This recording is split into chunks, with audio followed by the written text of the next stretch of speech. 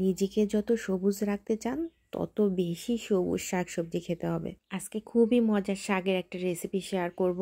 এই শাকটা হচ্ছে মিষ্টি কুমড়ার শাক, নিজেদের গাছের তরতাজা ফ্রেশ শাক, এখানে কোনো সার ব্যবহার করা হয়নি। তো আজকে এই শাকটাকে একদম সিম্পল ভাবে আমরা সবসময় যেভাবে রান্না করে খাই সেভাবেই করব। এই রান্নায় থাকবে না কোনো পেঁয়াজ রসুনের ব্যবহার। একটা কড়াই বসিয়ে দিলাম, এর মধ্যে এখন সব শাকগুলোকে দিয়ে দিচ্ছি।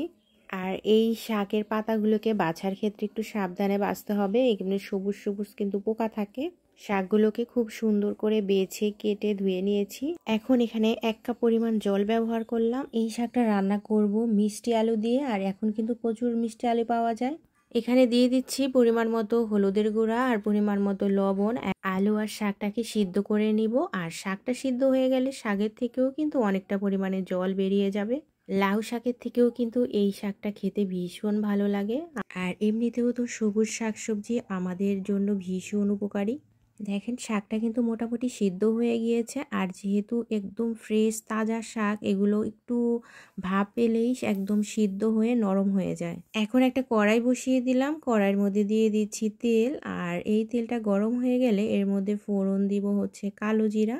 আমার কাছে কালো জিরাটা একদম ফেভারিট। কালো জিরা দিয়ে যাই রান্না করি না কেন খেতে কিন্তু ভালো লাগে। কালো জিরা ফোড়নটা হয়ে গেলে এখান থেকে সুন্দর একটা ফ্লেভার বের হবে। আর এখন এর মধ্যে দিয়ে দিব হচ্ছে চিংড়ি মাছ। এখন এই তেলের মধ্যেও চিংড়ি মাছটাকে ভেজে নিব। আর এখানে আর একটা মশলা অ্যাড করব, সেটা হচ্ছে বাদাম বাটা। এখানে আপনারা বাদাম বাটা দিতে না চাইলে নারকেল বাটা ব্যবহার করবেন। আমার কাছে ছিল না, তাই আমি এখানে বাদাম বাটাটা ব্যবহার করেছি। তেলের মধ্যে একটু ভেজে নিলাম, আর এই ভাজাভাজির কাজ শেষ হয়ে গেলে এখন দিয়ে দেবো এর মধ্যে সিদ্ধ করে রাখা শাকটাকে। একদমই সহজ রান্না, এর থেকে সহজ রান্না কিন্তু আর হয় না। তো এখন সবগুলোকে ভালো করে এই মশলার সাথে কষিয়ে নিব। শাকগুলো না সিদ্ধ হয়ে একদম নরম তুলতুলে হয়ে গিয়েছে, যেহেতু একদম ফ্রেশ শাক।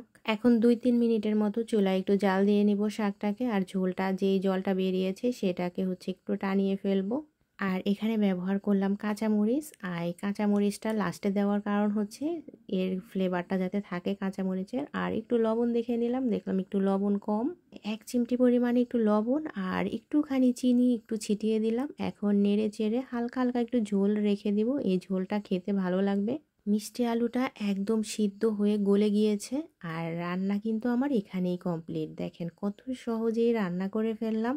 আপনারা যারা পেঁয়াজ রসুন দিয়ে এই শাক রান্না করে খান, তারা একবার হলেও পেঁয়াজ রসুন ছাড়া এইভাবে রান্না করে খাবেন, দেখবেন এই শাকটা কত মজার হয়। তো আজকে এই পর্যন্তই। সবাই ভালো থাকবেন, সুস্থ থাকবেন। কথা হবে নতুন কোনো রেসিপিতে, সেই পর্যন্ত সবাই ভালো থাকবেন।